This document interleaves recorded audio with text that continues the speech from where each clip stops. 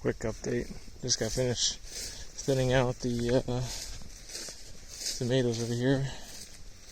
Hopefully with a little bit more sunlight and air, they'll ripen a little bit more before the end of the season. Hopefully. But we'll see.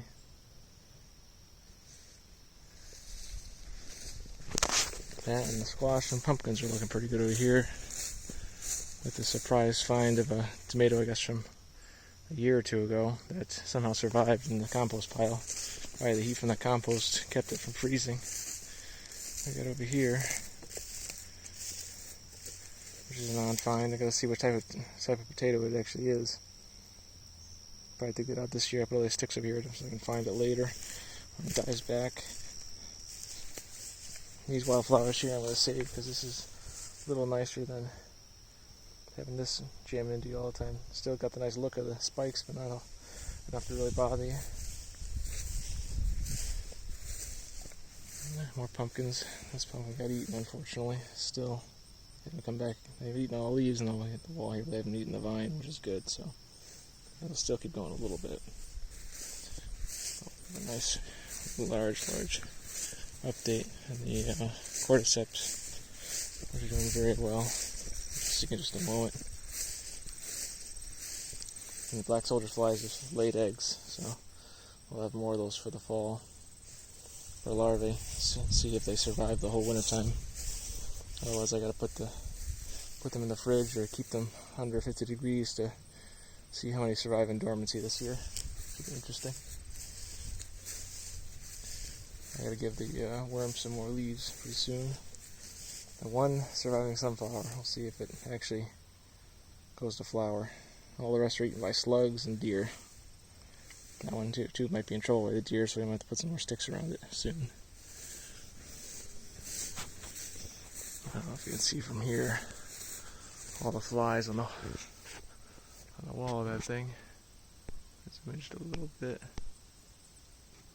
All the flies flying around in that thing there. It's very strange. There. Hopefully they breed enough and lay a lot more eggs. I'm hoping to get maybe another 5,000 to 10,000. Go with my black soldier fly count for next year, so I can do double the food composting. I'm gonna get a ton of compost next year, which would be really nice. And use an experiment with the cordyceps mushrooms. These here, I'm having very good results. Eventually got to scale up. I have larger ones aside, but they just started. I gotta start making my own liquid cultures of these once I get good samples.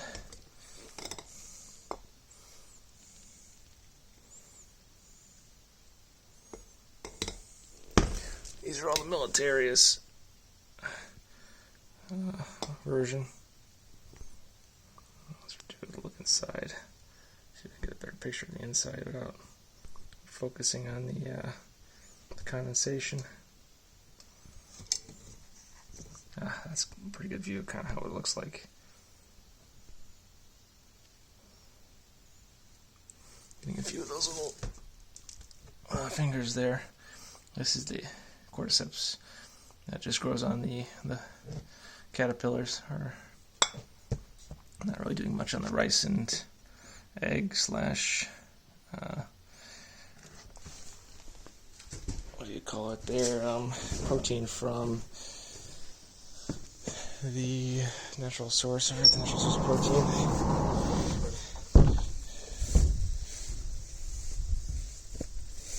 Yeah, I figured out a little bit. It's the same thing you used to make alcohol with, and bread, yeast. It's the yeast protein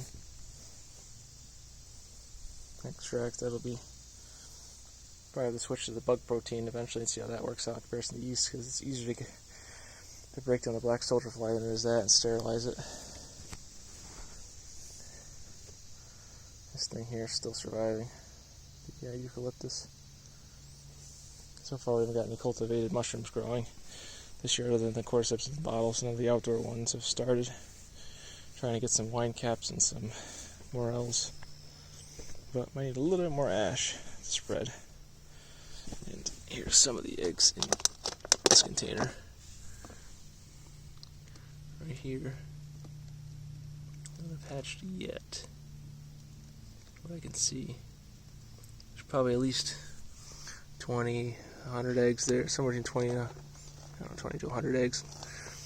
They're very tiny. I know there's another big clump, probably 5 times that size inside the container.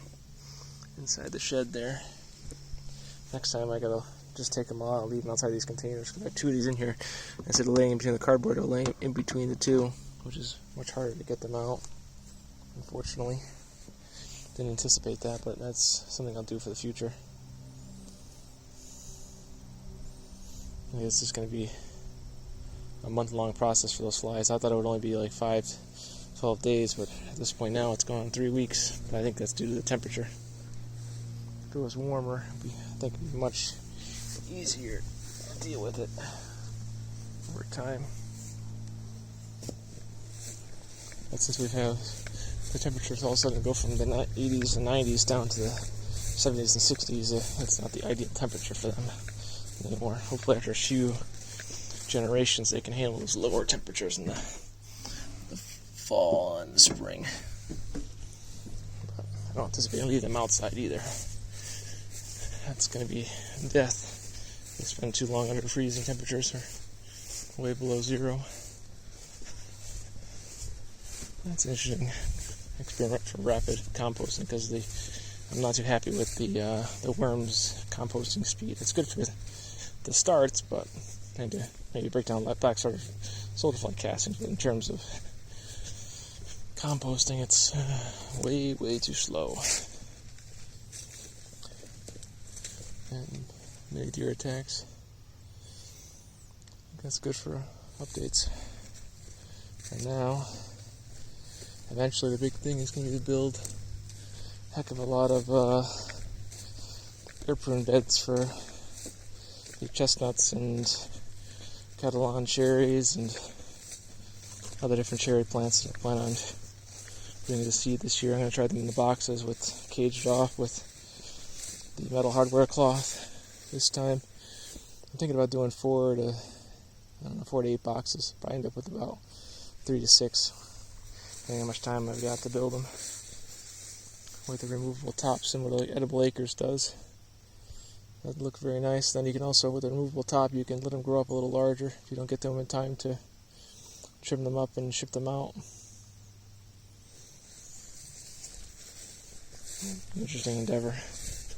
Hopefully by next year we have crop for sale either in the spring or possibly next year. And everything going. But I think it's gone long enough. I've already done a second time now. Until next time, I'll give you another update.